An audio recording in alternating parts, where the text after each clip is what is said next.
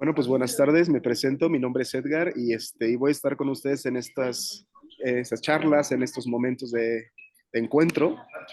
Yo seré como el que modera un poquito solamente el diálogo y presentaré a quienes nos van a compartir. Me da muchísimo gusto de verdad estar con ustedes y verles, encontrarnos en este espacio. Este espacio es el curso sobre el Papa Francisco. En este curso se han pedido a personas especialistas en teología y espiritualidad que nos compartan claves del mensaje y del magisterio de Francisco. Agradecemos también a los frailes agustinos recoletos el interés por ofrecer estos encuentros y diálogos sobre la buena nueva del Evangelio que nos anuncia este Papa latinoamericano, nuestro primer Papa latinoamericano. Esperemos que sean más. Agradecemos también al Colegio Fray Luis de León, que abre este espacio de participación a los profesores y profesoras, además de compañeros y compañeras de EPEC, del Espacio Popular de Educación Cristiana, y la Red Laical Latinoamericana. Como todos nuestros encuentros, les invito a tomar nota. En la parte final se escucharán las dudas, los comentarios y trataremos de hacer también un diálogo en este encuentro. Les pido también, en la medida de lo posible, que mantengamos nuestras cámaras encendidas para humanizar más este espacio digital y al mismo tiempo mantener nuestros micrófonos en silencio mientras dura la exposición, ya que al final tendremos la oportunidad de dialogar. Hoy nos acompaña Aníbal Germán Torres. Aníbal es argentino, es laico, doctor en ciencia política y profesor universitario. Es colaborador de la Pontificia Comisión para América Latina de la Santa Sede. Pues es un gusto, Aníbal, que nos acompañes en este encuentro y pues bienvenido, los micrófonos de la cámara es todo tuyo. Bueno, muchísimas gracias. Gracias por la invitación, ante todo. Como decía San Ambrosio de Milán, de las virtudes, la primera es el agradecimiento. Así que agradecerles a ustedes por la invitación. Para mí es un gusto estar compartiendo este encuentro con todos ustedes. En mi caso les estoy hablando, como decía Edgar, estoy hablando desde Argentina, desde una localidad del Gran Rosario que se llama Capitán Bermúdez. Así que bueno, voy a desarrollar con ustedes, también viendo que, como decía Edgar, la posibilidad para que podamos dialogar. Voy a desarrollar unos 40 minutos, 45 minutos, lo que me han pedido, que es una introducción, solamente una introducción al pensamiento y al magisterio del Santo Padre, del Papa Francisco, y luego sí me gustaría entonces que tengamos un diálogo, escucharlos, escucharlas, inquietudes, preguntas, resonancias y demás. Entonces, como decía, voy a hacer en esta primera parte de este encuentro una introducción, como les decía, a algunos aspectos centrales, a mi modo de ver. Por supuesto, cada uno tendrá su criterio, de lo que constituyen estos, ya vamos casi, ahora se van a cumplir, si Dios quiere, el 13 de marzo, los 11 años del pontificado de Francisco, de Jorge Mario Bergoglio, este Papa venido del fin del mundo, allá elegido, electo en marzo de 2013 por los cardenales que participaron del cónclave, tras la renuncia histórica también del Papa Benedicto XVI. Seguramente muchos y muchas de los que están aquí ya tienen a esta altura, transcurrido más de 10 años de pontificado, algunas ideas, algunas palabras, diciendo algo muy básico, ¿no? Como se suele decir, una constelación de términos a que podemos asociar con el Papa Francisco, con Papa Francisco, ¿no? Como decía Edgar, el primer Papa latinoamericano y esperemos que no sea el último. Entonces digo, cuando hablamos de una constelación de términos, ¿no? Seguramente cada uno podrá tener algunas palabras que asocian a este Papa. Papa reformador, ¿por qué no? El Papa jesuita también, el Papa latinoamericano, el Papa argentino, el Papa porteño, como quieran decirles. Yo aporto tres conceptos, o cuatro, vamos a ver, tres, pero en principio tres que trataré de articular mi exposición en base a desarrollar estos tres tópicos o estos tres términos que asocio para mí son fundamentales para entender y para acercarnos, repito, a la figura, pero también al magisterio del Papa Francisco. Y estos tres términos son que Francisco es el Papa de la Misericordia, que Francisco es el Papa del pueblo y Francisco es el Papa del discernimiento, ¿no? Estos tres aspectos, Papa de la misericordia, Papa del pueblo y Papa del discernimiento.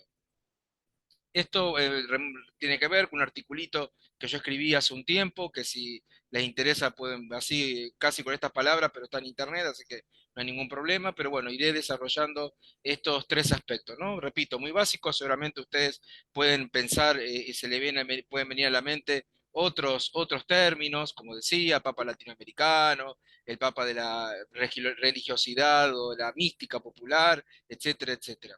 Yo elijo entrar por estos tres aspectos. Repito, misericordia, pueblo y discernimiento, que me parece que son claves en Francisco. Bueno, comenzamos con misericordia. No tienen por qué saberlo, pero si a lo mejor alguna vez se fijaron en el escudo que tiene el Papa, como tiene todo Papa, que además del escudo o en el escudo figura su lema, el lema que tiene Francisco es el mismo lema que él tenía como arzobispo de Buenos Aires, que dice así, miserando, yo se lo primero se digo en latín y luego se lo traduzco, dice miserando atque eligiendo, miserando atque eligiendo. ¿Qué quiere decir esto? Es una expresión que Bergoglio, que Jorge Mario Bergoglio, entonces arzobispo de Buenos Aires, cardenal primado de la Argentina, eligió de un padre de la iglesia que se llama San Beda el Venerable, que era un monje inglés, y este monje cuando comentaba el pasaje del Evangelio, cuando Jesús eligió a San Mateo, a Leví Mateo, al recaudador de impuestos, al publicano, es decir, a quien cobraba impuestos a su pueblo judío, pero para dárselo a los romanos, que era la fuerza de ocupación del pueblo de Israel en aquel momento. Bueno, cuando Jesús elige a Mateo, Beda el Venerable, cuando comenta ese pasaje, dice esto, miserando ad eligiendo. ¿Cómo se traduce? Y viendo lo miserable, lo eligió. ¿eh? Viendo lo miserable, lo eligió. Esto nos recuerda también, y va a ser el título de cuando el Papa Francisco convoque al año jubilar, al jubileo extraordinario de la misericordia, que fue entre 2015 y 2016, va a emitir un documento que justamente acá se nombraron a los agustinos, que son parte de, entiendo, de quienes organizan estos encuentros. Justamente comienza el documento citando una frase de San Agustín que dice misericordia et misera. Dice el encuentro de la misericordia misma, o sea que Jesús es la misericordia, el rostro de la misericordia del Padre, con la miserable. ¿Qué era el miserable? Era la mujer pecadora, conocida como la adúltera, que es sorprendida en adulterio, y Jesús pronuncia aquella famosa frase de que aquel que esté libre de pecado, que arroje la primera piedra, ¿no? Bueno, entonces, eso San Agustín lo decía, era el encuentro de la miserable con la misericordia misma. Jesús, como la misericordia del Padre, que perdona, que tiene que misericordia hacia esta mujer miserable, en la cual mujer, por supuesto, estamos todos representados, ¿no? Eso desde luego. Entonces, digo, repito, el tema de la misericordia es central en Francisco, porque al punto, repito, no solamente es el lema que él eligió cuando era arzobispo de Buenos Aires, sino es el lema que él mantuvo y mantiene como papa de la Iglesia Católica, como obispo de Roma, como sucesor del apóstol Pedro. Entonces esto, repito, ¿qué quiere decir la frase miserando adque eligiendo? Es, y viendo lo miserable, lo eligió, ¿no? Fíjense que el Papa aplica para sí mismo lo que va a decir un término que es muy clave en Jorge Mario Bergoglio, que es cómo Dios nos misericordea, cómo somos misericordiados. También son neologismos que ha creado, o sea, palabras nuevas que ha creado el Papa, que utiliza, es decir, porque somos misericordiados, es decir, somos mirados con el amor perdonante de Dios, podemos perdonar o debemos tener misericordia con los demás, ¿no? Hay una frase, si yo recuerdo mal, en la carta de Santiago, que dice, porque habrá un juicio sin misericordia, para el que no tuvo misericordia, la misericordia triunfa sobre el juicio. Decía en la carta de Santiago, si yo recuerdo mal. Entonces, el Papa Francisco, él mismo, por quien ha visto quizás alguna película, que las hay, después en todo caso, si quieren en el momento del diálogo les recomiendo alguna, van a ver que por su historia personal y demás, él mismo se siente haber sido misericordiado por Dios, ¿no? Quien ejerce misericordia sobre nosotros, ante todo es Dios, sobre nosotros. Y como somos misericordiados, como somos perdonados por Dios, estamos invitados a ejercer esa misericordia, a tener misericordia hacia los demás. Que es la misericordia, este amor perdonante de Dios, ¿no? Y que el Papa toma, como les decía, desde este lema, o toma su lema desde este padre de la iglesia, de San Beda el Venerable, que se remite a este pasaje del Evangelio donde Jesús elige a San Mateo, que era el publicano, el cobrador de impuestos, y tiene una imagen plástica, es decir, tiene una pintura, para ser más específico. Una pintura cuando el Papa, antes de ser Papa, le preguntó, y él viajaba a Roma por tareas de la iglesia, algún sínodo, el cónclave 2005, etcétera.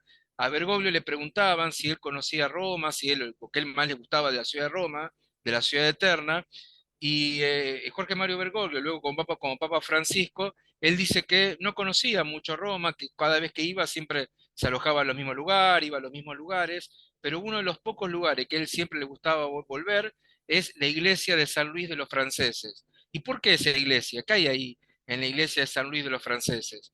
En esa iglesia hay una pintura del pintor Caravaggio, un fresco, que justamente muestra esta escena que yo le describía o que describe esta frase de San Beda el Venerable. Muestra a Jesús cuando está eligiendo, está señalando a Mateo y le dice, sígueme, ¿no?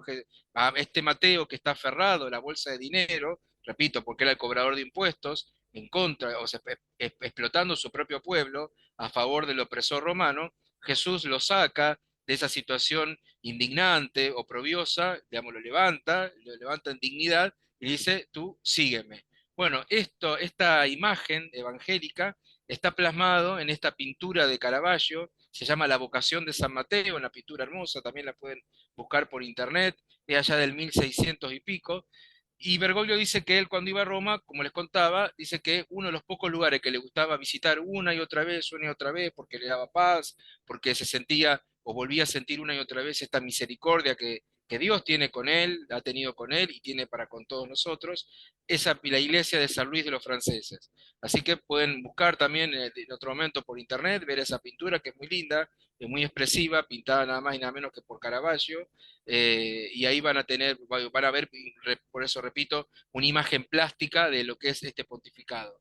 Más aún, yo por ahí lo he dicho, si a uno le preguntarían cuál es la pintura, cuál es la obra de arte que identifica al pontificado de Francisco, yo diría sin duda es esta que le estoy diciendo, la vocación de San Mateo de Caravaggio. Entonces, el tema de la misericordia es central, al punto de que, como les contaba al principio, es el lema, es el eslogan, por así decirlo, el leitmotiv, como ustedes le quieran decir, que usa Francisco en su pontificado y, como les contaba, también ya lo tenía cuando era arzobispo de Buenos Aires, que lo fue del año 1998 hasta 2013, que fue elegido papa. Entonces el tema de la misericordia es tan fundamental al punto de que, como también les adelantaba, no solamente que lo va a decir en diferentes discursos, en diferentes pronunciamientos que ha tenido el Papa, sino también que en 2015 nos va a sorprender convocando a un jubileo extraordinario. ¿Por qué extraordinario? Porque, por si no saben, pero si no vale bien que lo recordemos, los jubileos, los años santos en la iglesia, se celebran, primero eran cada 100 años, luego eran cada 50 años, y últimamente, o en los últimos siglos, la tradición es que son cada 25 años. De hecho, a lo mejor si escucharon noticias de estos días, Roma se está preparando para lo que va a ser el jubileo del 2025, porque el último fue el jubileo, me refiero al jubileo ordinario, el año santo, fue el del año 2000 con el Papa Juan Pablo II. Entonces, el año 2025 se va a hacer toca hacer el jubileo ordinario, este de cada 25 años, pero anticipando esto, Francisco convocó, como les anticipaba, el año entre 2015 y 2016, el jubileo extraordinario de la misericordia, ¿no? Y convocándolo con este documento, citando la frase, ahora en este caso de San Agustín, como les decía, un documento que es muy lindo, muy significativo, que lo pueden buscar en internet, cuyo nombre en latín es Misericordia et Misera, ¿no? El encuentro de la misericordia misma, o sea, Jesús, con la miserable, digo, en todo caso con los miserables, podríamos decir, que somos todos nosotros, ¿no? Porque más que menos tenemos nuestras poquezas, nuestras flaquezas, nuestras debilidades, nuestro pecado, ¿no? Entonces, y ahí justamente el Papa hizo toda una renovación de lo que es la enseñanza de la Iglesia, una actualización de la enseñanza de la Iglesia en tema de la misericordia. En algunas declaraciones el Papa ya ha dicho que la Iglesia hace más de 30 años que vive en tiempo de misericordia. ¿Por qué dice esto? Porque recuerda a que cuando San Juan Pablo II, una de sus primeras encíclicas tiene que ver justamente con este tema de Dios, que Dios es rico en misericordia, el documento de Juan Pablo II se llamaba Dives in Misericordia, rico en misericordia, ¿no? Entonces, por eso podemos decir que así como desde el Concilio Vaticano II se usa la categoría de signos de los tiempos, bueno, un signo de los tiempos, que aclaro, signo de los tiempos hay signos positivos y signos negativos. Un signo negativo de los tiempos o de este tiempo, sin duda es la guerra, o fue la pandemia, ¿no? La pandemia de COVID-19. Ahora, un signo positivo de los tiempos, de este tiempo, de esta época, bueno, por ejemplo, el rol de la mujer, que la mujer tenga mayor rol en la sociedad, o por ejemplo esto, que la iglesia predique, haga mayor énfasis en la misericordia, ¿no? Entonces, por eso este tema se ha convertido en un signo de los tiempos, un signo de este tiempo, y cuando decimos signo de los tiempos, decimos signos de Dios, son formas de cómo Dios nos habla en cada época. Bueno, sin duda la misericordia, la iglesia, como les decía, en las últimas décadas, pone cada vez más énfasis en este tema al punto de que Francisco no solamente que lo elige como su lema, como les contaba, sino que convocó a un jubileo extraordinario de la misericordia. Digo esto y ya voy pasando al otro, a la categoría de pueblo, pero con esto termino esta parte. ¿Y qué nos va a decir en ese documento el Papa? Va a decir que la misericordia no es solamente una virtud dulzona, bueno, que sentirnos perdonados, sentirnos misericordiados por Dios, como dice un sacerdote aquí en Argentina, Diosito y yo y Diosito, ¿no? Una cuestión intimista de mi relación con Dios y de la relación de Dios conmigo. Si no, va a decir el Papa, que eso por supuesto que también es así, pero primero esa misericordia se expande hacia los demás, repito, si somos misericordiados, por lo tanto debemos ser misericordiosos con los demás, y también la misericordia tiene una dimensión social, ¿ya? Y la misericordia se aplica al plano social.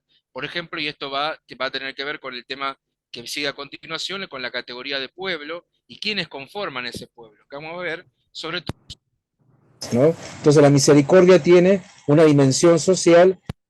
si volvemos al Evangelio, tiene que ver con una parábola que también, un texto que también es muy significativo para el Papa Francisco, que es la parábola del buen samaritano. Ahora un ratito entramos con eso. Hasta acá entonces, lo de misericordia, en todo caso, pues si quieren preguntar algo, volvemos al final sobre este tema.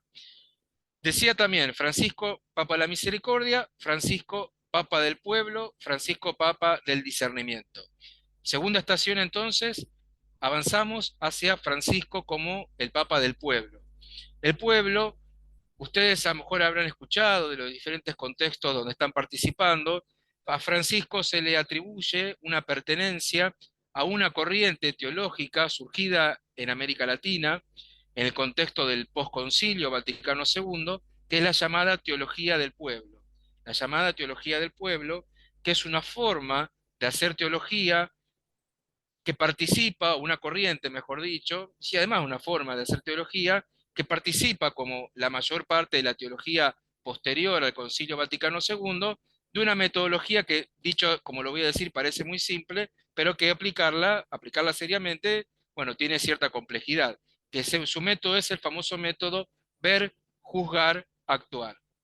Ver, ver a la luz de la fe lo que está sucediendo, partimos de la realidad, el punto de partida es la realidad, juzgamos a la luz del Evangelio si esa realidad tiene que ver con los valores del reino o más bien con el antirreino, y por lo tanto una vez que juzgamos, actuamos, obramos, tomamos curso de acción, ¿no?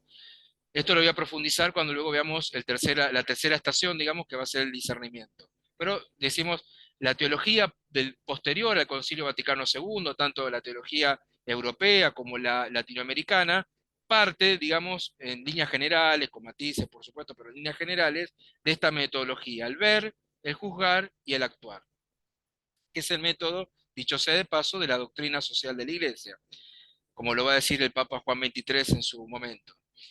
Entonces, esta forma de hacer teología en la Argentina, ya por los años 60, al calor del Concilio Vaticano II, que por si no lo recuerdan, lo mencionamos acá, cuando Juan XXIII convocó al Concilio Vaticano II, el Concilio Vaticano II, esa gran asamblea donde estuvieron todos los obispos del mundo de aquella época, sesionó entre 1962 y 1965. Juan XXIII muere luego de la primera sesión del concilio y le tocó continuar y hacer la solemne clausura a San Pablo VI, ¿no? Son los dos padres, los dos papas, uno convocó al concilio San Juan XXIII y otro le tocó culminarlo, que fue a San Pablo VI. Eso fue entre el año 62 y 65. Cuando ese concilio es recibido en América Latina, en la conferencia de Medellín, en Colombia, en la conferencia del CELAM en 1968, se dice que es la recepción del Concilio Vaticano II en América Latina. Y luego cada país tuvo en los años subsiguientes la recepción del concilio y del documento de Medellín a la realidad propia de cada pueblo y su cultura. Entonces, como yo le decía, en el 65 terminó el Concilio Vaticano II. En el 68 todos los obispos latinoamericanos se reunieron en Medellín, en Colombia, y justamente para reflexionar sobre la recepción del concilio en América Latina. Luego esta tuvo una recepción en cada país. En Argentina, al año siguiente, en 1969, los obispos argentinos se encontraron en una localidad llamada San Miguel, que queda en las afueras de Buenos Aires, a unos 60 kilómetros de la ciudad de Buenos Aires, y produjeron un documento, emitió un documento en línea con el concilio, en línea con Medellín y demás, pero allí aparecía un tema que tiene que ver con esto, no nos vamos al tema del pueblo, aparecía un tema que no era propio del concilio, no era propio tampoco de Medellín, sino que fue algún aporte de que hicieron los teólogos argentinos, que era el tema de la pastoral popular, el tema de la pastoral popular. Y antes de llegar a ese documento, unos años antes, el episcopado había conformado una comisión integrada por obispos, integrada por teólogos, integrada por religiosos, religiosas, que se llamaba la COEPAL, la Comisión Episcopal de Pastoral, COEPAL, que tenía la misión de llevar adelante, a partir de esta renovación, de este ayornamiento, de esta actualización, como se le decía en la época del Concilio Vaticano II, llevar adelante entonces esta actualización, en este caso en Argentina, ¿no? Y en ese documento, y en la pastoral sobre todo, pero este documento agrega este tema de la pastoral popular, ¿no? De una pastoral con una nota característica que es el aspecto de lo popular. Bueno, pues bien, allí participaban personas que van a ser los grandes teólogos, los grandes padres fundadores de la teología del pueblo, que van a ser Lucio Gera y Rafael Tello. Lucio Gera y Rafael Tello. Tello con doble, o Tello, si lo diría en italiano, con doble L. Y el padre Lucio Gera, con G. Había otros más, había obispos como Monseñor Vicente Saspe, como Monseñor Enrique Angelelli, pero en cuanto a teólogos, los más renombrados sean estos que les digo. Entonces, van a poner, a diferencia de la corriente principal de la teología latinoamericana de aquel momento, que era sobre todo la que lideraba, por ejemplo, Gustavo Gutiérrez, ¿no? Que era una especie de padre de la llamada teología de la liberación. Todo esto pueden buscarlo, está en internet, hay material al respecto, no voy a entrar en eso, pero bueno, lo cierto es que la Escuela Argentina de Teología del Pueblo es una rama, una corriente de todo esto que con posterioridad se le va a llamar las teologías de la liberación, dicho así en plural, las teologías de la liberación. El padre Scanone, a quien tuve la gracia, la suerte de conocerlo y trabajar con él, en el año 82 va a escribir un artículo que va a hablar de que había 4 corrientes de las teologías de la liberación, 4 corrientes, va a decir eso en 1982, y una de esas corrientes era la llamada Escuela Argentina de la Teología del Pueblo o de la Teología de la Cultura. ¿Por qué esto del pueblo y la cultura? Scanone lo explicaba de la siguiente manera: para estos teólogos de la COEPAL y estos obispos de esta comisión, la categoría pueblo es ambigua no por defecto, sino por riqueza. Repito, la categoría pueblo es rica, no por defecto, perdón, es ambigua, no por defecto, sino por riqueza. Y por pueblo entendían básicamente tres cosas. Tres cosas. El pueblo como pueblo de Dios, o sea, la iglesia, de hecho en el Concilio Vaticano II la iglesia se autocomprende como pueblo de Dios, recupera una categoría bíblica, la iglesia como pueblo de Dios que peregrina la historia, o como pueblo de Dios en los pueblos del mundo. Bueno, la iglesia como pueblo de Dios es una forma de entender o de aplicar la categoría pueblo. Luego también la categoría pueblo se aplica al pueblo nación, como si yo dijera, el pueblo mexicano, el pueblo argentino, el pueblo chileno, el pueblo japonés, el pueblo francés, etcétera. Cuando digo pueblo en ese sentido, estoy aplicando el pueblo a una nación. Una noción de, resonar de manera parecida, a una noción que aplicado a una nacionalidad, ¿no? Sea México, Francia, Argentina, Chile, Bolivia, etcétera. Entonces, pueblo como pueblo-nación.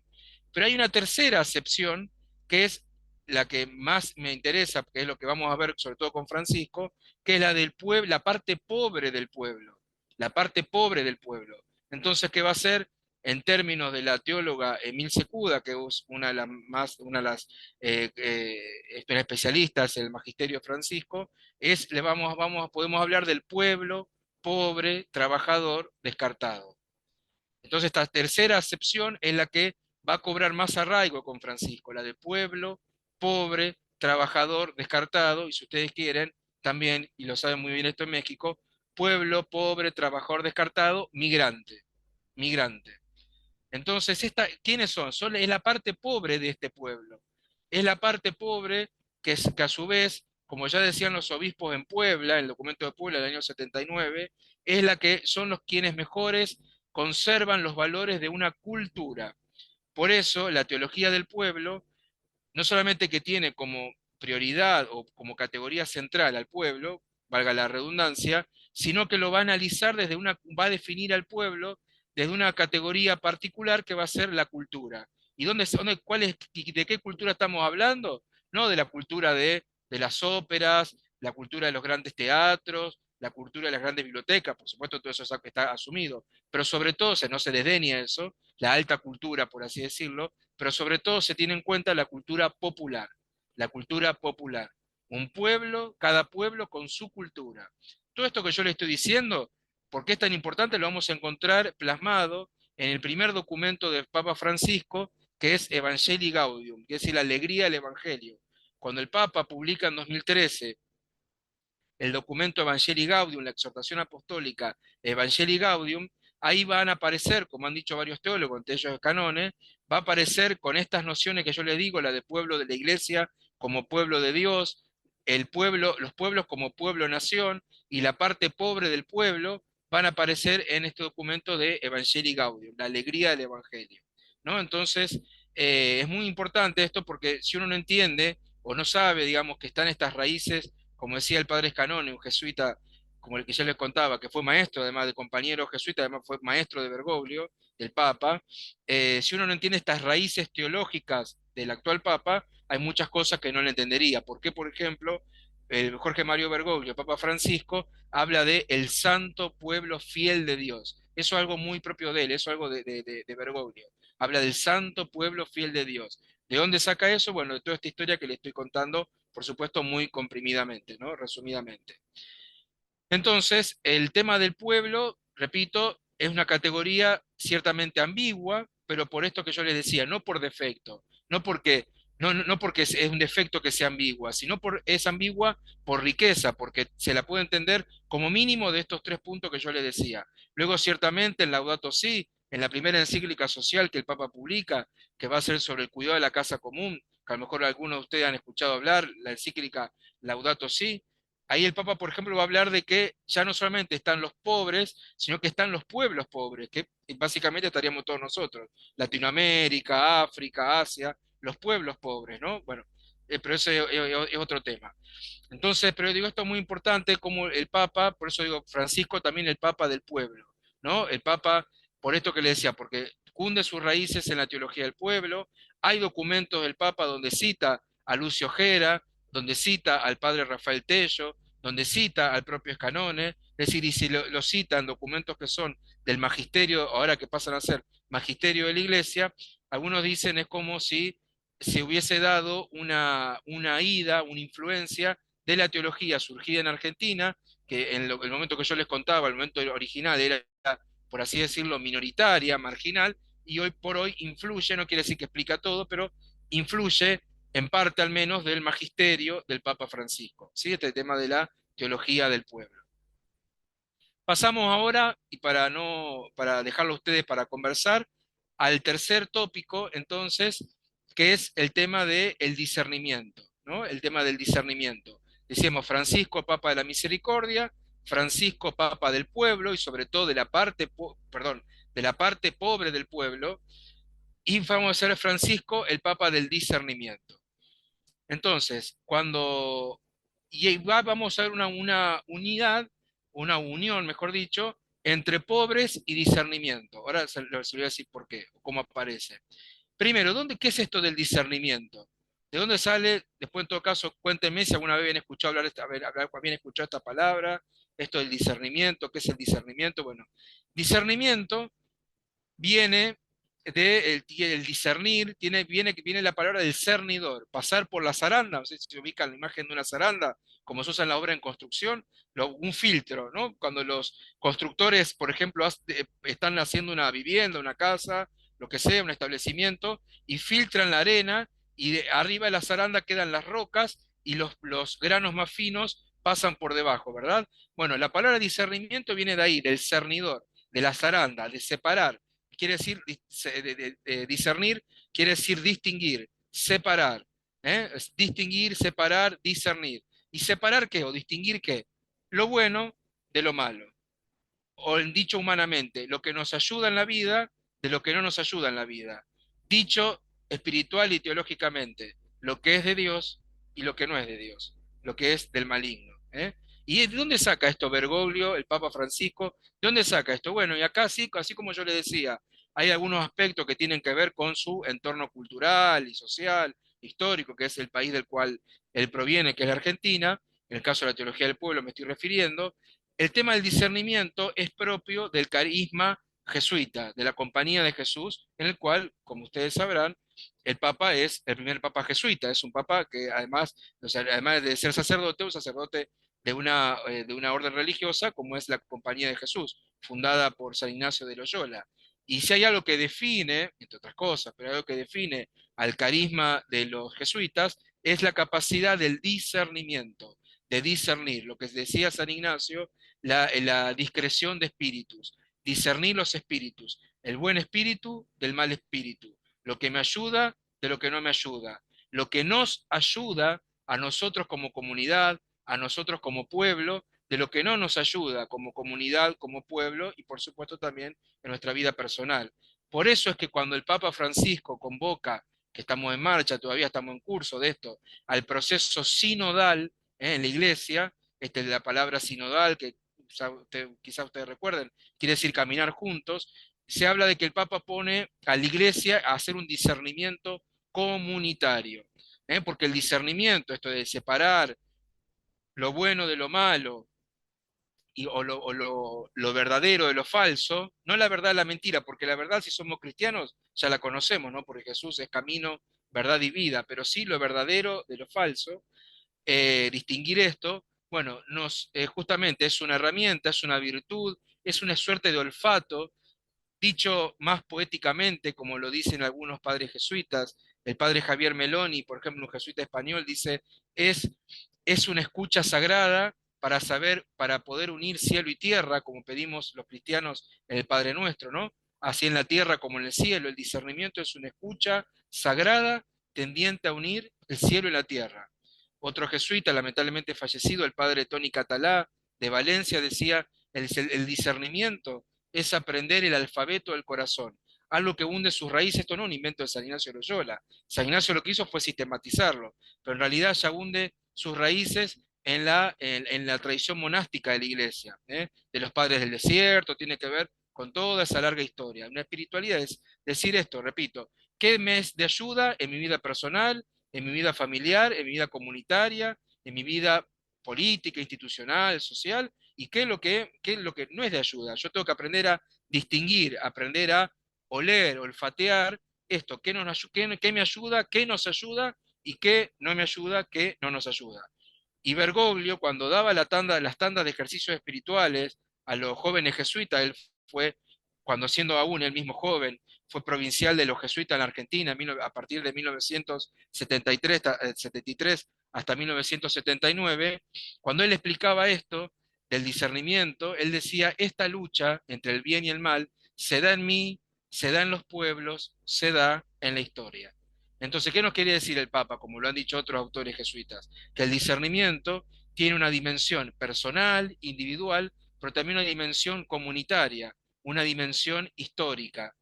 Yo puedo pensar, nosotros como latinoamericanos, ¿qué proyecto social, económico, político nos ayuda y no nos ayuda? Y eso de nos ayuda o no nos ayuda, ¿qué tiene que ver con? ¿Qué es lo que nos da, como dice el Evangelio de Juan 10:10, mayor vida y vida en abundancia? Vida en abundancia para nosotros y para nuestros pueblos. Bueno, yo les adelanté también que hay una conexión entre discernimiento y opción por y con los pobres.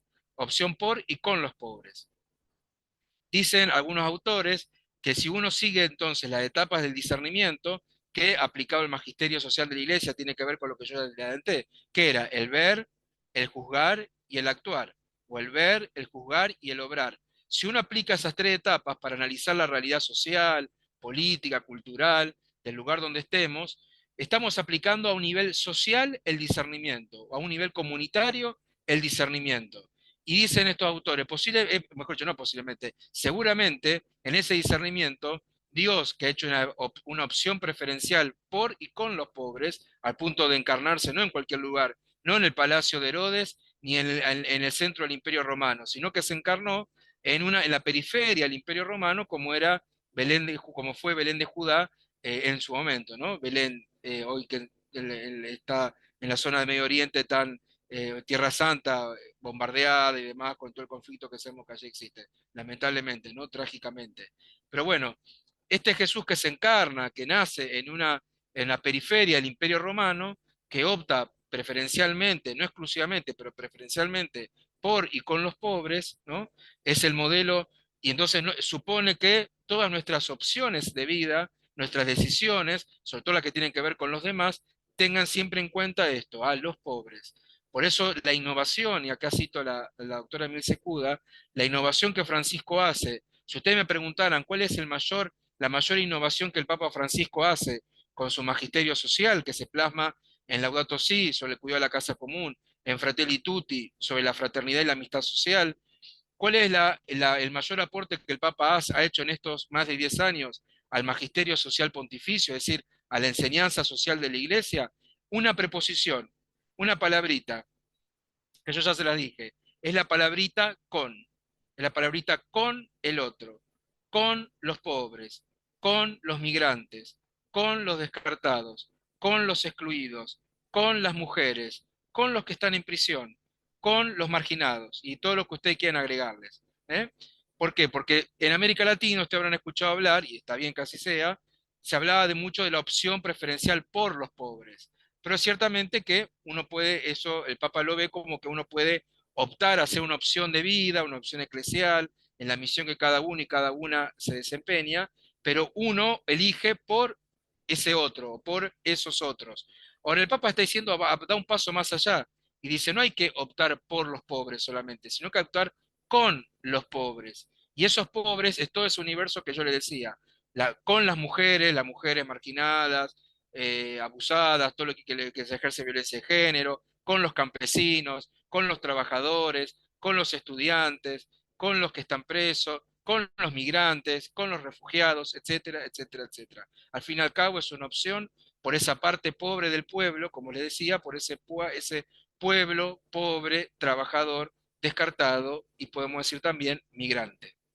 Entonces, entonces esto es, digo, resumiendo, que repito, si la pregunta fuese cuál es el aporte, a mi juicio, acá sigo a la doctora Secuda, que ella lo que ha puesto de relevancia este aspecto, cuál es el aporte más evidente o mayor que Francisco ha hecho en estos más de 10 años al discernimiento social de la Iglesia o al magisterio social de la Iglesia, o en una forma más tradicional de decirlo, a la doctrina social de la Iglesia, es esta palabrita, pero que lo cambia todo, que es en vez de decir solamente por, sino cambia con un con, pasa a ser el con.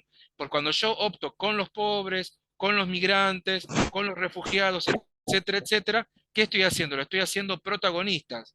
Lo estoy haciendo protagonistas del cambio cultural, el cambio social y por supuesto un cambio con sabor a evangelio, como dice siempre el Papa, al cual él insta y llama a toda la humanidad, sobre todo como lo va a hacer en Fratelli Tutti, y no es casual, como yo también les mencioné, que en el capítulo 2 de esa encíclica, su segunda encíclica social, Fratelli Tutti, es decir, todos hermanos y hermanas, va a poner en el centro la parábola del buen samaritano, ¿no? ¿Se acuerdan? Lo repasamos y con esto termino.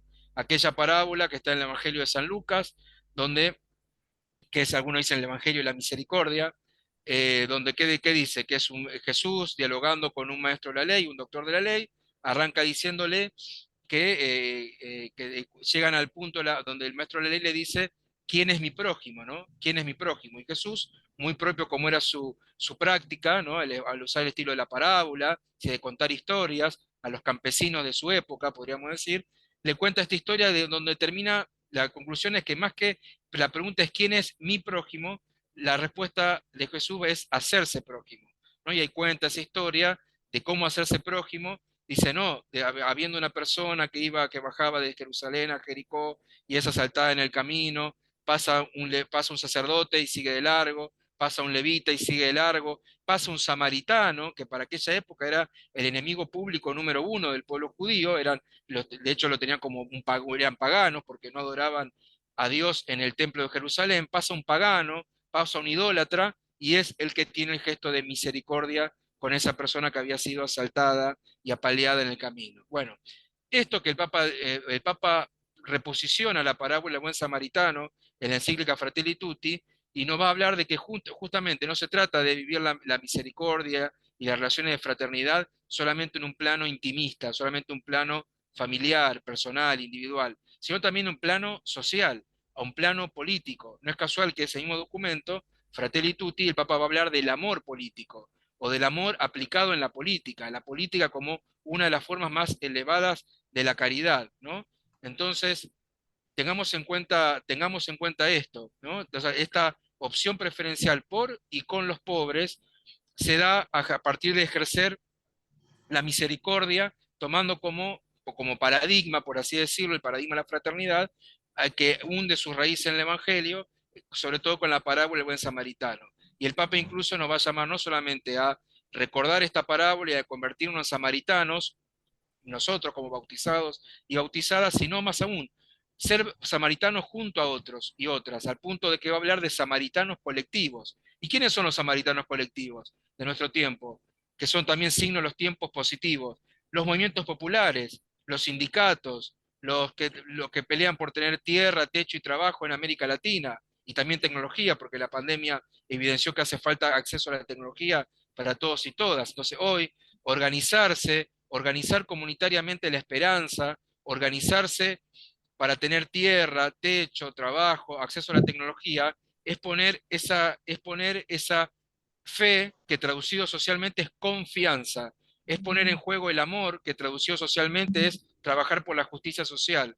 ¿Y de dónde lo hacemos? Lo hacemos de la esperanza, que es el dínamo, es lo que permite que se mueva y podamos realizar estas acciones conjunto a otros y otras, de manera que seamos samaritanos colectivos. Yo dejo por acá, le agradezco mucho por su atención, por su respeto y quedo abierto para el diálogo. Muchas gracias.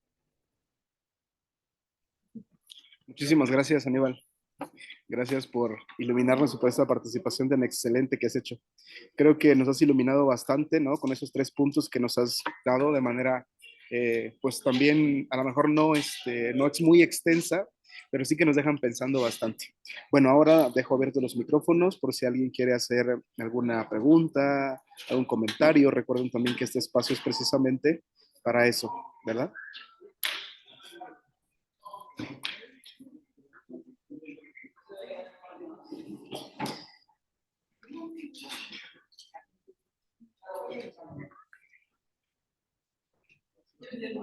Bueno, no sé qué pasó. El resto se fue, no sé qué pasó. No sé qué pasó. Se salieron todos inmediatamente. No. Pero bueno, me ha gustado indiscutiblemente lo que has dicho, creo que has sintetizado excelentemente estos tres puntos. Fíjate que este primer punto que hablaba sobre el Papa de la Misericordia me hizo pensar mucho en todas las reformas que ha hecho Francisco, bueno, que ha propiciado precisamente, ¿no? Desde las reformas canónicas hasta las reformas pastorales. Cómo la misericordia no solamente es un concepto abstracto, pues, ¿no? O sentimental o sentimentaloide, sino más bien es en la práctica donde se da, pues, ¿no? Que a mí me ha encantado esto. Me pongo a pensar, por ejemplo, en este caso de la unidad matrimonial, que antes tenía que irse hasta Roma y no sé hasta dónde hacer ese tipo Sí, sí. de cosas, y ahora pues es la instancia diocesana la que tiene que hacerlo, ¿no? Que yo creo que eso es, de alguna manera, hacer vida o vivencia la misericordia para con el hermano. Ahora me pongo a pensar también en todo, en el último documento, ¿no? Que hace que, vaya, que ha desde un revuelo, y que es precisamente en esta clave. Yo creo que si no la leemos en esta clave que tú nos acabas de decir, ¿no? El, de misericordia, en esta clave de discernimiento, en esta clave de pueblo, pues se pierde entonces la visión, se pierde entonces el horizonte por donde hay que leerlo, porque al final de cuentas lo que yo creo que tú nos pones también sobre la mesa es criterios hermenéuticos para leer el fenómeno Francisco. Por ahí. Sí, Bueno, sí, ya que bueno, muy estamos. importante. Sí, sí, adelante. No, no, adelante. Bueno, lo que decías Edgar me parece que es clave porque, por ejemplo, todo el revuelo que se armó con el último documento, el Fiducia Supplicans, que habilita las bendiciones para a las parejas del mismo sexo, ¿no? Y todo lo que se ha dicho, que a cada persona no es a la relación en sí, bueno, en fin, las diferentes aclaraciones, etcétera. Pero esto también, creo más que quedarse con eso, y digo el hecho porque junto con dos amigos teólogos hemos escrito un documento que, bueno, gracias a Dios ha tenido mucha repercusión, que era en defensa del Papa Francisco y en defensa del cardenal Tucho Fernández. Eh, digo, más allá del tema este en sí, creo que como lo decimos en ese breve texto, hay que quedarse con algo que dice el Papa, que es cuando que lo dijo en el discurso del el tradicional intercambio de salutaciones con la curia romana, que se hace cerca de la Navidad en diciembre, donde los papas saludan a los funcionarios de la curia romana, a los cardenales y demás.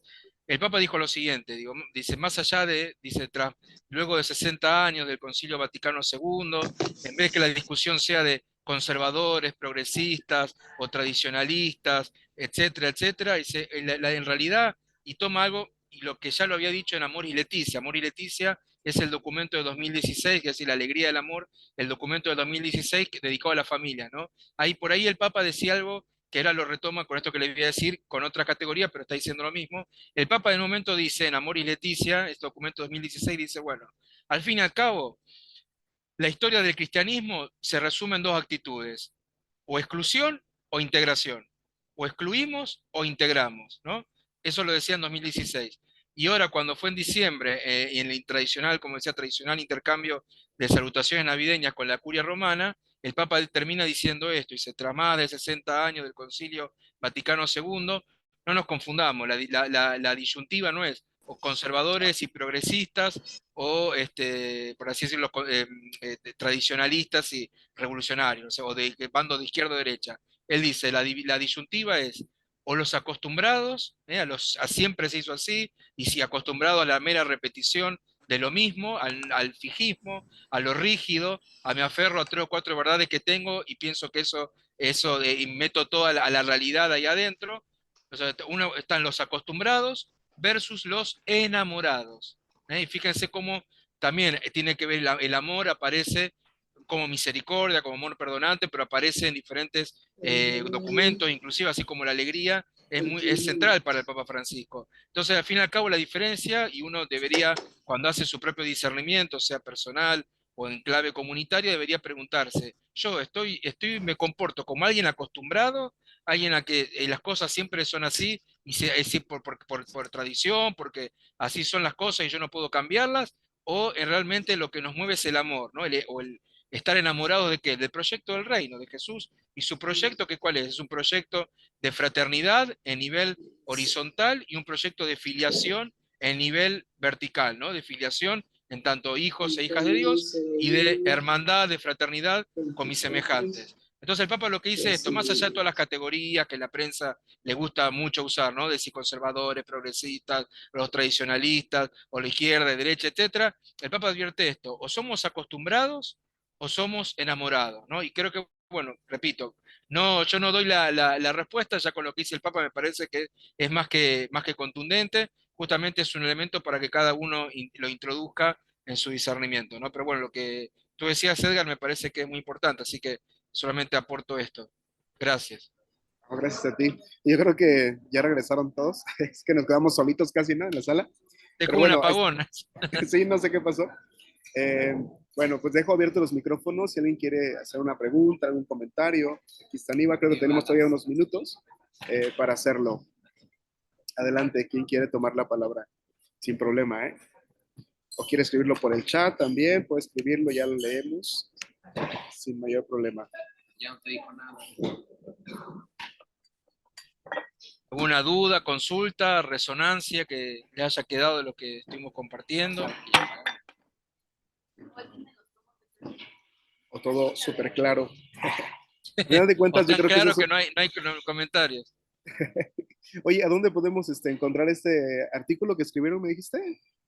Eso está en la, pueden venir Aníbal Torres, Francisco, Misericordia, Pueblo y ¿qué dice? Misericordia, Pueblo, que me falta uno, discernimiento del pueblo y misericordia, pueblo y discernimiento, perdón, revista Zoom, así como el Ah, Zoom ok. que estamos conectados, y bueno, es cortita, cortita. Pero bueno, lo que acá fui más extenso. Ok, perfecto. Francisco, el Papa del Pueblo, la misericordia y el discernimiento. Pues ahí está, no sé si alguien quisiera tejer su palabra en este momento. Yo Digo, hay mucho... mientras van pensando, sí, hay No, mucho no, para ver, pero adelante. yo por eso, mientras les voy mostrando, porque tengo aquí preparado para también despertar el interés y demás, si a alguien le interesa profundizar con lecturas y demás, tengo acá un material que les puede, digo, pueden conseguir, entiendo que en México se consiguen o donde esté cada uno, en cuanto a biografías del Papa, o mejor dicho, para acercarse a su pensamiento, ¿no? Desde otras perspectivas, por ejemplo, el cardenal Walter Casper, escribió allá por 2014, 2013, 2014, un librito que se llama El Papa Francisco, Revolución de la Ternura y el Amor, Raíces Teológicas y Perspectivas Pastorales, de Cardenal Casper, del año, lo decía 2013, 2014, un libro allí cuando apenas fue electo Francisco. Eso se lo recomiendo. Otro más, ya más adelante en el tiempo, es el libro de Emil Secuda, quien estuve nombrando, la doctora Emil Secuda, que es Para leer a Francisco, Teología, Ética y Política. Este es un libro del 2016 de la editorial Manantial, se llama Para leer a Francisco de Emil Secuda. También, y este es más, digo, para quien quiere levantar un poco más el nivel, sentido de entender o introducirse en estas categorías que yo estuve hablando. Acá sería una biografía más en clave intelectual, una biografía intelectual del Papa Francisco. En cuanto a los temas que le estuve compartiendo sobre el tema del pueblo, bueno, del tema de misericordia, ya le dije, pueden googlear, pueden buscar por Google, está el documento, la bula de que convoca al que convocaba al jubileo de la misericordia, misericordia et misera. Ustedes ponen esa palabra, Papa Francisco, y le va a aparecer el documento y pueden profundizar en cómo el Papa entiende la misericordia, al punto que convocó ese año jubilar de la misericordia. En cuanto al tema del pueblo, el libro yo decía, el jesuita, su maestro, uno de sus maestros, La Teología del Pueblo, Raíces Teológicas del Papa Francisco, del padre Juan Carlos Escanone, este jesuita que ha estado muchas veces en México, muy conocido en toda América Latina. Repito, llama el libro La Teología del Pueblo, Raíces Teológicas del Papa Francisco. Sobre el tema del discernimiento, les recomiendo que es un libro propio, es una compilación, si bien lleva el nombre del Papa Francisco, que reúne una compilación que hicieron los jesuitas, que reúne las catequesis, las 14 catequesis que el Papa pronunció entre 2022 y 2023 sobre el tema del discernimiento, que ahí el Papa, con toda la experiencia acumulada que tiene antes que Papa como jesuita, él mismo explicó en qué consiste el discernimiento, cómo aplicarlo, pero con una sencillez, una simpleza que, digo, da gusto leerlo, y acá están compiladas las 14 catequesis, se llama El corazón nos habla de Dios, la importancia del discernimiento para la vida actual, ¿no? Y lleva un prólogo del padre Arturo Sosa, que es el superior de los jesuitas. Y quedándonos para el final, decimos en Argentina un aviso, un chivito, se dice acá, pasar un aviso, no sé cómo le dirán en México, es un libro que yo soy uno de los coordinadores, junto con mi colega y compañero llamado Diego Mauro, que se llama Construir el Reino, que es el libro que escribimos sobre los 10 años de Francisco, Construir el Reino, Política, Historia y Teología en el Papado de Francisco. Lo escribimos a los 10 años de Francisco, un libro que lo editó Prohistoria, una editorial Prohistoria de Argentina. Pueden entrar a la página de internet y pueden ver cómo conseguirlo si les interesa. El prólogo lo hizo la doctora Emil Sepuda. Así que bueno, eso como recomendaciones.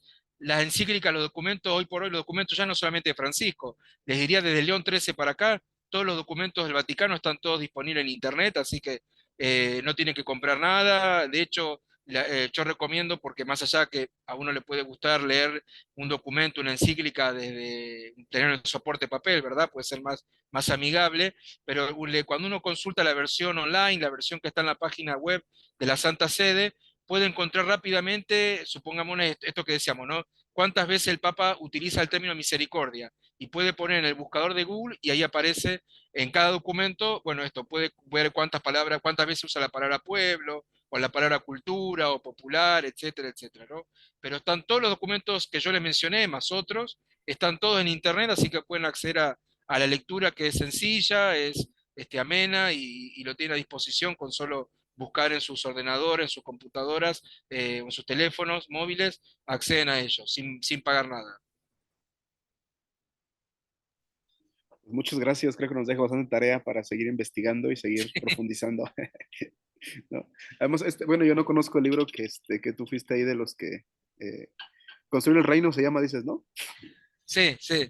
No, no lo conozco, Después, pero sí, bueno. a través de Mario, de Mario Piña, me dices y les paso los datos para conseguirlo. Perfecto. A ver si hacemos por ahí después alguna cosa con este libro, ¿no? Alguna Sí, cómo no. presentación, algo, comentarlo. Sería interesante. Bueno, no sé si Sí, alguien sí. más tenga alguna pregunta, duda, comentario, y tomatazo. Todo bien. Bueno, pues yo creo que ahí está, ¿no? Pues te agradecemos, si no hay alguna otra cosa de parte de los que están aquí en la sala de Zoom, te agradecemos muchísimo, Aníbal, de verdad.